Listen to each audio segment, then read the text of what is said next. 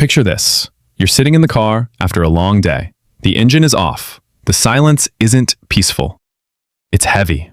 He's staring at his phone, scrolling without actually seeing anything. You're looking out the window, feeling a familiar, dull ache in your chest. Why does this keep happening? Is this just what long-term relationships feel like? Am I the problem? Do I still love him, or have I just gotten used to him? Here is the bold truth. The relationship didn't get harder because your love faded. It got harder because his safety did. Honestly, you're not failing at love. This is not a sign that you chose the wrong person. Every couple that has ever loved each other has stood exactly where you're standing right now. By the end of this video, you will understand the unspoken emotional landscape of the man you love, and you will know exactly how to create a space where he finally feels safe enough to open up. Let's get into it. Most couples believe that when a man withdraws or goes silent, it means he doesn't care, or that he is actively checking out of the relationship. But the real truth is, when safety leaves a relationship, the love doesn't disappear, it goes underground. Your partner's nervous system is reading the emotional temperature of the room before his mind can even catch up. What looks like stonewalling is usually a man who has been so overwhelmed by the fear of failing you or the fear of conflict that silence is the only protection he has left. Trying harder to force a conversation without changing the emotional tone only makes a disconnected partner withdraw further. Criticism, even when delivered calmly, always feels like a deep rejection to the person receiving it. This isn't incompatibility. It is the anxious avoidance cycle playing out between two people who both actually want the exact same thing: to feel seen, valued, and completely safe. The first feeling he rarely talks about is the weight of being the solution. Here's the part no one talks about. Most couples fall into a pattern where she expresses a feeling and he immediately tries to solve it. Beneath the surface, he feels that his value in the relationship is tied directly to his ability to fix things. When he can't fix your sadness, his nervous system registers it as a personal failure. If he says, "Why are you upset about this? Just do this and it will be fine," he is disconnecting. But if he says, "I can see this is really heavy for you. I'm right here with you," he is connecting. When you shift to that connecting response, his brain is quietly registering, "I don't have to fix this. I just have to be here." And when you do that, the walls between you start to come down without either of you having to say a word. The second unspoken reality is his invisible performance anxiety. Most people in relationships assume that male confidence means he never doubts himself. But here's what nobody explains.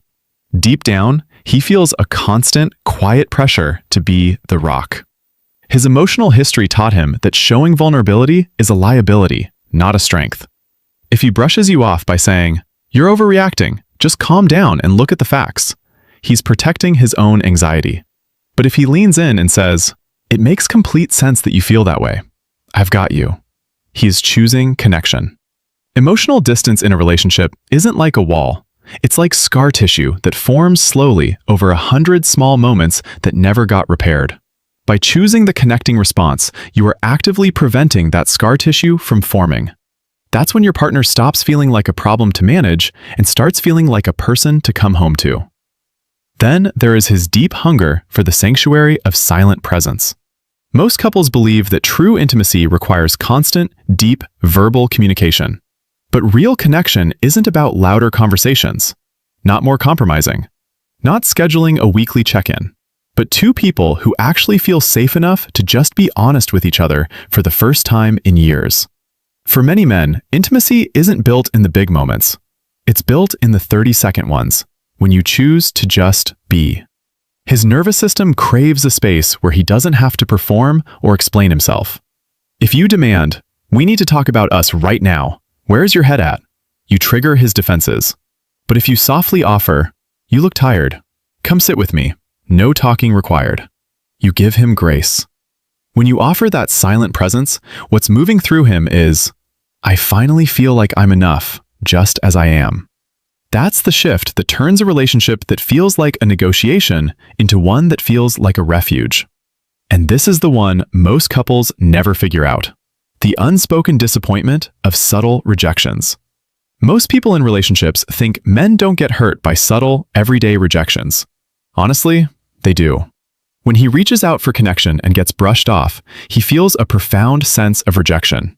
He feels like an inconvenience to the person he loves most. Your nervous system in a conflict is like a smoke detector. it cannot tell the difference between your partner raising their voice and actual danger, so it sounds the alarm regardless. The same is true for his heart during subtle rejections. If you snap, "Not now, I'm busy, can't you see that?" he retreats. But if you say, "I'm in the middle of something, but I really want to hear about this in 10 minutes, you validate his bid for connection. And here's what changes everything. That small pivot makes him feel chosen, not chased away. It builds a cycle of repair that strengthens your bond beneath the surface. Finally, we have to talk about his quiet hunger for genuine appreciation. Most couples drift into a dynamic of logistical management rather than mutual admiration. Beneath the surface, he feels a deep longing to be seen for who he is, not just for what he provides. His attachment system lights up when he feels genuinely admired by you. This isn't a communication hack, not a trick for avoiding conflict, not a behavioral technique. This is just what two emotionally mature people naturally do when they decide to love without losing themselves in the process. If you only ask, "Did you remember to take out the trash like I asked?" he feels like an employee.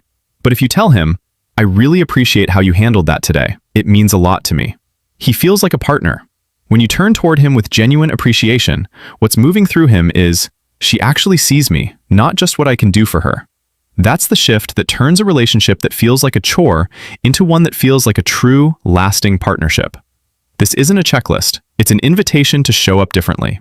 When you internalize this, you stop reacting and start responding. And your partner will feel the difference before you've even said a word. These aren't tips for a better relationship. They're the beginning of becoming the kind of partner you always wanted someone to be for you. Real intimacy doesn't start when you find the right person. It starts when you decide to become one.